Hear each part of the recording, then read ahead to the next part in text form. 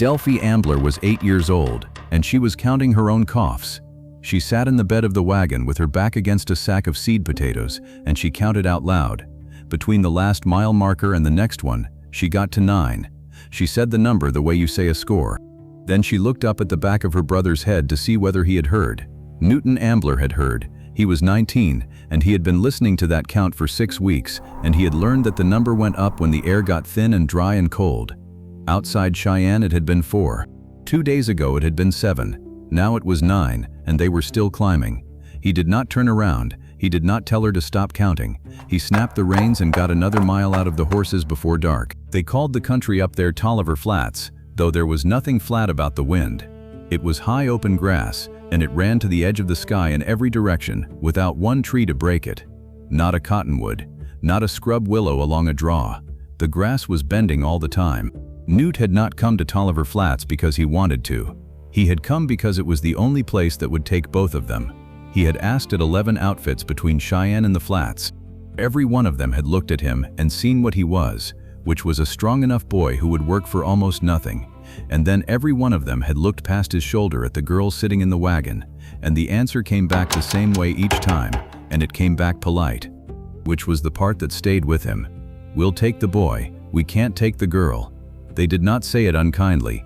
Winter feed was counted by the mouth up there, and men who had been through a bad February did not have to be cruel to be exact. They just said it, and then they went back to work. And Newt led the horses back onto the road. Ottis Wexler was the 12th. Wexler was 58, and he had a bad hip and a good hay meadow, and a wife named Verna, who had buried 2 children of her own on the rise behind the barn. When Newt came into his yard and made the offer he had made 11 times before, Wexler did not look past his shoulder. He walked to the back of the wagon and looked at Delphie straight on and asked her how old she was. 8, she told him. He asked if she could carry an egg without breaking it. She said she could carry 2. Wexler stood there a while with his hand on the wagon board. Then he said the thing that decided the next 7 weeks, and he said it to Delphie and not to Newt. "Then you'll want a coat," he said. "It gets cold here in a way you haven't met yet." Newt had not thanked him. He had meant to, and the words had not come, and by the time they came the moment had gone by. That was a thing that had been happening to him since the spring. The fever had gone through their place on the Platte and taken the 2 people who would have known what to say. He had their wagon and their team and their girl. He had a way of standing with his hat in his hand that he had learned from a man he could no longer picture clearly, and he had no one at all to ask whether he was doing any of it right. He asked himself instead at night. The answer was always the same. He did not know, and there was no one coming to tell him. That was in the first week of October, 1874. 12 weeks later, on a morning at the end of the worst 3 days that country had seen in 11 years, the man whose word carried more weight than any other in Milliken Crossing would walk 1.5 miles through the drifts to stand in that same yard and knock on that same door. And the thing he came to ask for was not firewood. The woodpile stood on the north side of the yard, between the barn and the tack shed, and it was the first thing Newt looked at every morning for the rest of his life. It was 11 feet long, and it came up past his shoulder, and it was stacked the way a careful man stacks wood. From across the yard it looked like plenty. It looked like the kind of pile a man points at when his wife asks him whether they're all right. By the end of his second day, Newt had worked out what it actually was. There was no wood on Tolliver Flats. There had never been any wood on Tolliver Flats. Every stick in that pile had come up from the breaks along the river, 40 miles south and east, hauled by wagon over 2 days out and 2 days back. Wexler had made the last haul of the year in the 3rd week of September. He had made it because a wagon that went down into that country in December was a wagon that stayed there until March, with a dead team standing in the traces. So the pile in the yard was every stick of wood that would exist between that October afternoon and the day the road opened again in the spring. And there was no price a man could pay to make it larger.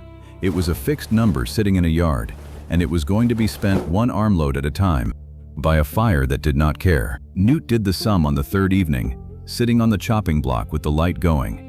He knew how much the house was burning, because he was the one carrying it in. He knew what the pile held, near enough, because he had helped restack it. He worked it out twice, and both times it came out the same. And the second time he worked it out he did it slowly, hoping to find the mistake. The pile would last until February. Winter on the flats did not end in February.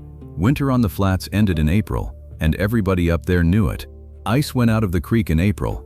Grass came in May. February to April is 2 months. 2 months of a house with no fire in it, at 7,000 feet, on open ground, with the wind that never stopped. Newt had been in Cheyenne long enough to have seen what came in on wagons from country like that in the spring, and he did not need it explained. That night he took a piece of chalk and walked over to the tack shed and drew a single short line on the boards at eye height. He wrote a number next to it. He drew the second line where he thought the pile would be by Christmas. He drew the third line where the wood ran out. Delphie came out with a lamp to find him because supper was on the table, and she stopped and looked at the marks on the shed boards, 3 white scratches on gray wood, and she asked him what they were. Newt put the chalk back in his pocket. "Nothing," he said. "Arithmetic." She looked at the third mark for a while longer than he wanted her to.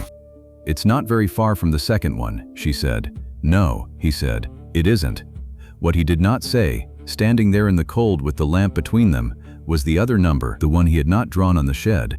He knew what a cold room did to the cough. He had been counting it himself for 6 weeks without any chalk, the way she counted it out loud. 4 outside Cheyenne, 7 on the second night up the road, 9 on the flats, and climbing.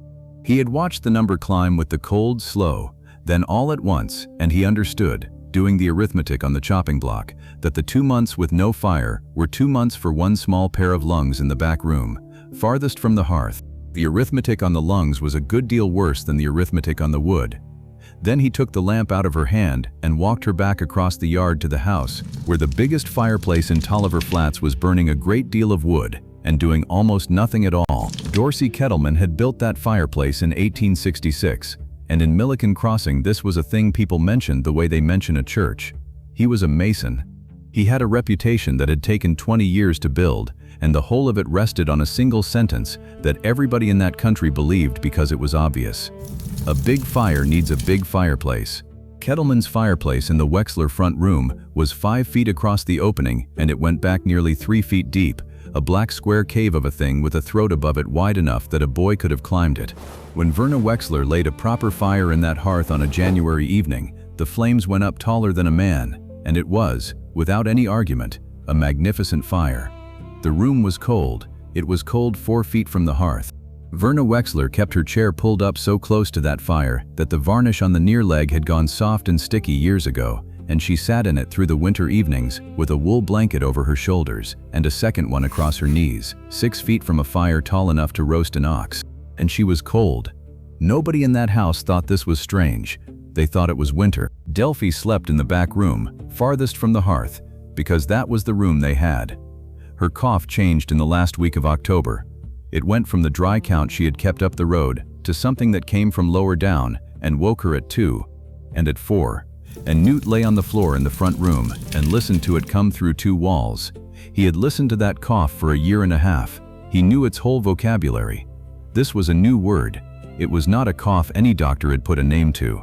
It rose with the cold and the dry air, and it had always gone quiet in the rare warm hour, and what it had never once had was a warm room to be quiet in. There is a thing that happens to a man at 19 when he has one person to keep and he does the arithmetic and the arithmetic says no. He gets very quiet and he starts looking at things he had been walking past. Newt started looking at the fireplace. He had cleaned fireplaces before. 2 winters at the Dunning house in Cheyenne. He had been the boy who came in at 5 in the morning and shoveled out the parlor hearths, and they had not looked anything like this one. They had been shallow. That was the first thing. You could reach the back of a Dunning house parlor hearth without leaning in. The second thing was that the sides had not been square. They had run out at an angle, splayed like a pair of open hands, and the brick on those angled cheeks was a pale brick, almost yellow. He had scrubbed those slanted yellow cheeks 400 mornings. The third thing was that the throat above the fire had been narrow, very narrow, a slot. He remembered it because a starling had gotten into the flue and could not get down past it and had died up there, and he had been the one sent up with a rake. He had never once been told why any of it was that way. Nobody explains anything to the boy who does the hearths. He had simply spent 2 years with his hands inside a shape. And in the Dunning house, in January in Cheyenne, the guests in the parlor had sat all the way back against the far wall, 20 feet from the fire, with their coats off. The mirror was Delphie's, and it was broken before she ever owned it. It had been a shaving glass, and it had cracked into 4 pieces in the wagon, and she had kept the biggest piece because it was the biggest piece. She carried it in her apron and she used it to throw sunlight at the barn cats. Newt took it off her in the first week of November and asked her to help him. He had been working on the idea for 4 nights, lying on the floor listening to her cough. At the Dunning house, on the coldest mornings, when he opened the parlor door with his ash bucket, the fire from the night before would still be down to coals, and there would be a shape on the far wall where the coals were still throwing a dim red light, a patch. It had edges, and the guests' chairs had all been inside that patch. Heat comes off a fire in straight lines, the way light does. If a wall can see the fire, the wall gets warm. If a chair cannot see the fire, the chair stays cold, and it does not matter how tall the flames are or how much wood you are feeding them. You cannot see heat, but you can see where the heat is going by watching where the light goes. He waited until dusk, when the room was dim enough. He had Verna build up an ordinary fire. Then he had Delphie kneel at the hearth with the piece of mirror and hold it flat, angled, catching the firelight and casting it out across the room, and he walked along the wall with a piece of chalk in his hand and found the place where the thrown light died. He marked it. He had her move, and he marked it again and again. Around the room, along the wainscot, down to the floorboards, until there was a line of chalk running around the front room of the Wexler house, a closed shape, drawn by an 8-year-old with a broken mirror and a boy with a stub of chalk.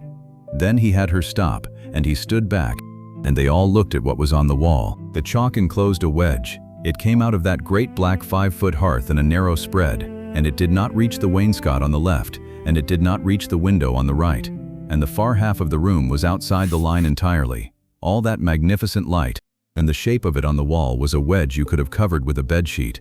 And inside the wedge, dead center, in the only part of the room that the fire could actually see, sat Ottis Wexler's chair. Just his chair. Verna's chair, pulled up beside it and half a step back, had its front legs inside the line, and everything else outside. Newt had not planned that part. He had not known where the line would fall until he drew it. Nobody said anything for a while. The fire ticked. Delphie, still kneeling, lowered the mirror and put both hands in her lap because she had understood, before either of the adults, that something had happened in the room. Verna Wexler looked at the chalk mark that ran across the front of her own chair. Then she looked at the 2 wool blankets folded over its back, which had been folded every winter since 1866, and which she had never once thought to resent. Ottis got up. He walked the line himself, all the way around, following the chalk with his eyes, past the window, past the door, back to the hearth. It took him a long time because of the hip. He stopped in front of the fireplace Dorsey Kettleman had built him, and he looked into it, the whole black 3-foot depth of it, and he did not say a word. He was still standing there when Verna went to bed. Ottis Wexler gave his answer 4 days later, and it was worse than a refusal would have been. He said, "Try it on the back room first." The back room was Delphie's, and it had a small hearth in it. If it worked, Wexler had lost nothing. If it failed, the failure would be in the room where the girl slept. Newt started the next morning. He did not have Rumford's book. What he had was 2 years of scrubbing a shape, and a piece of chalk, and a pile of brick from a collapsed spring house. He laid brick against the back wall of that little hearth to bring the whole firebox forward, until it was shallow enough to reach the back of it without leaning in. He laid brick against both side walls and canted them outward so that they turned and faced the room, the way the pale yellow brick had. Then he took the mirror and the chalk, and he tested it, and the fire came back at him. He lit it at 4 in the afternoon, and the smoke came out of the front of the hearth in a slow gray sheet and lay along the ceiling of Delphie's bedroom, and would not leave. Within 10 minutes the child's room was unbreathable, and the window had to be opened in November, and everything in there took a smell that did not come out for a month. Delphie stood in the yard in her coat and watched the smoke pour out of her own window. Newt spent that night in the barn, because he could not think in the house. He worked out the first mistake by morning. He had closed the throat down at the same time he brought the firebox forward, because the Dunning house slot had been narrow. But a cold chimney is a chimney full of heavy cold air sitting on top of your fire, like a lid. He had given the fire a narrow door and a cold stack on the same afternoon, and asked it to work. The fix was not masonry. The fix was a habit. Light a small handful of kindling first, high, right up under the throat, and let it warm the stack for a few minutes before you build the real fire underneath. He learned it by ruining a room. The second mistake took longer, and Delphie found it. The rebuilt hearth drew clean after that, but the room did not warm the way it should have. It was not what he remembered, so they did it again, the 2 of them, the mirror and the chalk. She knelt and held the glass, and he walked the wall. The chalk line went up. Most of the thrown light was landing on the ceiling. He had splayed the side cheeks, but he had splayed them too far, and instead of turning the light out into the room, they were pitching it up over everybody's heads. He had spent 9 days in a spring house worth of brick to heat a plank ceiling. He tore the cheeks out and laid them again, and this time he did not guess. He set them where the shape in his memory said they went, and the shape in his memory was about 135 degrees off the back wall, a bit past square, not flung wide open. Then he tested it with the mirror. The chalk line came down off the ceiling and went out across the floor, and it reached the far wall of that little room, and it reached the bed. Delphie slept in the warm for the first time on the 19th of November, and Newt lay on the front room floor and did not hear her at 2, and did not hear her at 4, and got up at 5 believing something had happened to her. What had happened to her was that she was asleep. She was asleep the way children sleep who are warm, flung sideways with the blanket kicked off. She did not wake when he came to the door. She did not wake when he stood there for longer than he meant to, watching her breathe in the warm. For a year and a half he had known the back half of every night by the sound coming through the wall. He had known 2 o'clock by it, and 4 o'clock by it. He stood in the quiet now and could not find the hour. The room behind him was cold. The room in front of him was warm. The difference between the two was a wedge of brick he had laid with his own hands and a shape he had chalked with a broken glass. He had to put his hand flat on the doorframe for a moment before he could go back and lie down. Dorsey Kettleman came out to the Wexler place on the 1st of December, and he came because somebody in Milliken Crossing had told him what was happening to his fireplace. Newt was up on a plank with a mallet, taking down the front of the big hearth when he heard the wagon. Kettleman did not shout. He was a big quiet man of 60, with mortar gray in the creases of his knuckles, and he stood in the doorway with his hat in his hand and looked at what was being done to 20 years of his own work, and then he asked Ottis Wexler one question. He asked how much the boy was charging him. Wexler said the boy was not charging him anything. Kettleman nodded slowly, as though that explained a great deal, and then he said the sentence that went around the crossing for the next 3 weeks. He said, "A hired hand is bricking up your fire in December, Ottis, and you're standing there letting him." That was all. He put his hat back on, and he went out to his wagon. What he did not say was the arithmetic underneath it. Newt Ambler was nobody. He was a 19-year-old boy with a dead father's coat and a little sister nobody else would feed, working for a bed and a plate, and he was standing in another man's house taking a mallet to another man's chimney. 7 weeks into winter, and he was making the fire smaller. Every part of that is insane. It was the act of a boy who did not know what he was doing to people who were going to pay for it. And there was one more thing under it, and Kettleman was too proud to say it and too honest not to feel it. If the boy was right, then Dorsey Kettleman had spent 20 years building fireplaces that were beautiful and that did not work. 2 schoolhouses, every chimney in the crossing. They had believed him because a big fire needs a big fireplace, and everybody knows that. A man does not take that in through the door of a stranger's front room on a Tuesday. Newt went back to work when the wagon was gone. He got the whole face down by dark. The front room hearth took him 11 days. He brought the box forward. He canted the cheeks to the angle he had found. He rebuilt the throat. The throat was the last thing and the hardest, and it was where he nearly lost all of it. He knew from the back room that the slot had to be narrow. So on the front hearth he made it narrower still, because if narrow was good then narrower was better, and he closed that slot down to something like the width of 2 fingers. It smoked. Not the sheet of smoke he had gotten in Delphie's room, a haze, a smell in the curtains by the second evening. The fire was starved at the top and it sulked. He took the throat back out and opened it, and he did not guess this time either. He set it at the width he could still feel in his hands from 400 mornings with a hearth brush, about 4 inches. 4 inches of slot, right up close over the fire. 4 inches sounds like nothing. It is the difference between a chimney that pulls the smoke out and a chimney that pulls the whole room out through the roof. They lit it on the 12th of December. It drew clean and it drew quiet, and the flames in that rebuilt hearth were noticeably smaller than the flames Kettleman's fireplace had thrown. Verna Wexler pushed her chair back about a foot that night. She did it without noticing she had done it, and Newt saw it, and he did not say anything at all. A fire that is not being robbed by its own chimney reveals every other hole in a house. Newt could feel the rest of it, the thin, steady rivers of cold coming in under the door and through the gaps between the wallboards. The answer was in the store at the crossing, and it cost almost nothing. Building paper, heavy paper pressed out of straw, tacked on in one skin so the wind could not find the seams. He bought 4 rolls with money Wexler advanced him, which was 2 more than the front room needed. He skinned the inside of the front room, floor to ceiling, and he put the other 2 rolls in the tack shed. And the fire went sullen. It burned low and orange, and it would not take. Worse, the front door got hard to open. When it came with a small sucking thump. He had sealed the house so well that the fire had nothing left to breathe. The hearth and the family were now drinking from the same cup, and the hearth was losing. He cut a hand-sized opening low in the paper by the hearth and framed it with a scrap of tin so it could be slid shut in a gale. The fire came up bright the same hour. A house that has been sealed against the wind still owes the fire a door of its own. The ash was Verna's, and the mistake was his.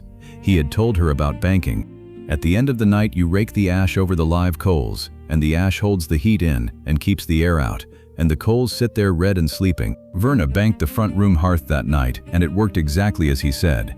Then, because he had told her the trick and not the reason, she did the same to the cook stove. The Wexler cook stove was a cast iron range, and she raked its ash up over the coals and closed the door and went to bed. In the morning it was stone dead, and there was no breakfast on the table when Ottis Wexler came in from the barn at 6 on a morning that was 12 below, and Delphie ate cold biscuits standing up. An open fire sits in a great deal of air, and the ash is a blanket over it. A range is a sealed iron box with a grate under the fire, and its ash does not blanket the coals, it chokes them from underneath. You do not bank a range. You do the reverse. You clear the ash out from under the fire, fill the box with coal, and leave the back covers lifted a crack so it can breathe. Verna Wexler learned it, standing over a dead stove with 4 people waiting on breakfast, and she never let him forget it. That was the 18th of December. He went out to the tack shed that evening with the chalk, and he stood in front of the 3 marks he had made in October, and he looked at the 3rd one for a while, the one that said the wood ran out. Then he wiped it off with his sleeve and drew it again, further along the boards, past the corner of the shed and onto the 2nd plank, where he had never had any reason to write anything before. Delphie came out to tell him supper was ready, and found him standing there with the chalk still in his hand. She looked at where the 3rd mark had been, and where it was now. Then she put her finger on the 2nd mark, the middle one, the one he had drawn in October where he thought the pile would stand at Christmas. Christmas was a week off. She looked from the mark to the woodpile and back. She could see it, the way anybody could see who had carried an armload in. The pile in the yard stood higher than the mark said it should. The middle mark had been a guess made by a frightened boy in the first week of the cold. The guess had been wrong, and it had been wrong in the only direction a man ever wants to be wrong about firewood. There was more than he had feared. The winter had been no kinder than any other. The pile stood higher because the fire in the front room was a smaller fire now, and a smaller fire that warmed the whole room ate a good deal less than a great one that warmed a chair. She did not ask him what it meant. She had worked out for herself what it meant, standing in the cold in her coat, and after a while she went back inside and let him finish. The storm came in on the 21st. It came out of the northwest at 4 in the afternoon and took the horizon away in under an hour. By dark you could not see the barn from the house. By midnight the wind had found one steady note, and it held that note for 3 days. The Wexler front room was warm. It was warm at the door. It was warm in the corner by the window where nobody had ever sat. Delphie lay on the floor with the barn cat and slept through the first night of the worst storm in 11 years. And Verna Wexler sat in her chair, which she had moved back 4 feet from the fire, with no blanket on her knees at all. The fire in that hearth was small. On the 2nd night the fire would have looked, to Dorsey Kettleman standing in the door in October, like a fire somebody had forgotten about. The wood held. Newt went out to the shed twice a day and brought in what they needed, and it was about half of what that house had burned in October. The chimney nearly killed it anyway. Sometime in the small hours of the 2nd night the note of the fire changed. Newt came up off the floor, because he had spent 7 weeks learning what that hearth was supposed to sound like. The flame had gone soft and orange, and it was leaning out into the room. A 4-inch throat is a throat that a night of driven snow can glaze over, because the wet snow freezes at the first narrow place it finds. There was no one else to do it. Wexler was 58 with a bad hip, so Newt Ambler went up onto the roof of that house at 3 o'clock in the morning, in a blizzard, with a rope around his waist and a length of chain and a hatchet, and he lay flat on the shingles and got his arm down into the chimney and broke the ice out of the throat of his own fireplace. It took him a long time. He could not feel his hands afterward for most of a day. When he came down, the fire came back up bright inside 2 minutes, and Delphie was awake in the doorway watching, and she did not say anything, and neither did he. That was the same night the smoke stopped at Kettleman's. You could see his place a mile and a half south, the best chimney in the county, built by the man who lived in it. The following afternoon the storm thinned for about 20 minutes, and Ottis Wexler stood at the window and looked south, and then he called the boy over. There was no smoke. Newt got there in a little under 2 hours on foot with a rope tied to his own fence line for a quarter mile, and nothing after that but the wind at his back to steer by, which meant he would not be able to steer by it coming home. He found them in the kitchen. Kettleman and his wife had shut the whole house down to one room, and they had been burning the pantry shelves since noon, and Kettleman had a chair upside down on the table and was taking the legs off it with a handsaw. There was nothing Newt could do about the fireplace. You cannot lay brick in a blizzard, so he did the cheap things. He had 2 rolls of building paper on his back, and he skinned that kitchen floor to ceiling and cut one hand-sized hole low by the hearth and framed it with the tin lid off a lard pail. He found a sheet of stove tin in the shed and propped it up on the back wall of that beautiful cavernous firebox, canted forward, a poor man's cheek. Throwing what light it could out into the room, he pulled their chairs in out of the dark. He showed Kettleman's wife how to bank the coals, and he told her, twice, that she was not to do it to the range. He got back to the Wexler place an hour after dark, and he had missed the fence line by 400 yards, and what brought him in was the dinner bell. Verna had put Delphie in 2 coats and stood her on the porch in the lamplight and let her ring it. They had traded off since sundown, and it was Delphie's turn when he came out of the dark. Her fever had broken 2 days before, in a warm room, and nobody in that house had thought to remark on it. The storm blew itself out on the morning of the 24th. Dorsey Kettleman came up the Wexler Road on the 26th, on foot, and it took him most of the morning to walk 1.5 miles. He knocked. Ottis Wexler opened the door, and Kettleman took his hat off and stood there on the step, and he asked whether the boy was in. Then he said it, in front of Wexler and in front of Verna and in front of Delphie. He said, "I have built 41 fireplaces in this county, and not one of them works, and I have been told so by a boy who cleans them, and he is right." Newt did not say anything. There was nothing to say to it. Kettleman went on, because he was not going to leave any of it in his mouth. He said the thing that had gotten to him was not the cold. He and Ida had been cold before. It was the tin. It was that a 19-year-old had walked 2 hours into a blizzard and propped a piece of stove tin against the back of the finest firebox in 3 counties, and the room had gotten warm, and that piece of tin had cost 11 cents and had done more than 20 years of his own good brick. And then he asked for the thing he had come to ask for. He did not ask for wood. He had wood, now. Wexler had sent a sled down the day the storm broke, and Kettleman had taken it, which had cost him something too. He asked Newt to teach him. He asked whether the boy would come down in the spring and stand over him while he tore out his own chimney and laid it again, and show him where the sides went and how wide to leave the throat, because he could not get it from looking at it, and he was too old to pretend otherwise. Newt said he would. He did too. They started the first week of April, and Kettleman never once got the angle of the cheeks right by eye. By the following winter there were 14 of them in Tolliver Flats. By the winter after that a man could not get Dorsey Kettleman to build the old kind at any price. The Wexler woodpile came down to its last on the 2nd of April, and Ottis Wexler and Newt Ambler stood in the yard and looked at what was left of it, which was about an armload and a half.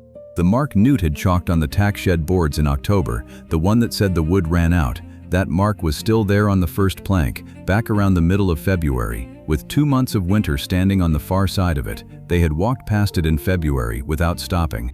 Nobody in that house had noticed. An armload and a half was the closest thing to a margin that anybody on the flats ever got. Newt stood in the yard on the 2nd of April and looked at the armload and a half. What came to him, standing there, was a girl in the bed of a wagon in October, counting out loud, getting to 9 between 1 mile marker and the next, and a boy in front of her who had done the arithmetic in his head and had not turned around, because he had nothing to tell her that she would have wanted to hear. He had turned the number down since then. He had turned it down to 4 and then to none, 1 wedge of brick at a time, and he had never said a word to her about it either. By then she had stopped counting, and he did not want to remind her that she ever had. Delphie Ambler grew up on the flats and did not cough. She taught school in Milliken Crossing for 31 years, and she kept a piece of broken shaving glass in her desk drawer and never told a single class what it was for. The chalk marks stayed on the wall until Verna Wexler painted over them in 1881. She left the one across the front of her own chair. She said it was so she'd remember where she used to sit. Every man on those flats had been taught to measure his fire by how big it was. So every one of them built the biggest fire he could afford and sat close to it and was cold. The fire was never the thing that mattered. What mattered was where the heat could see you.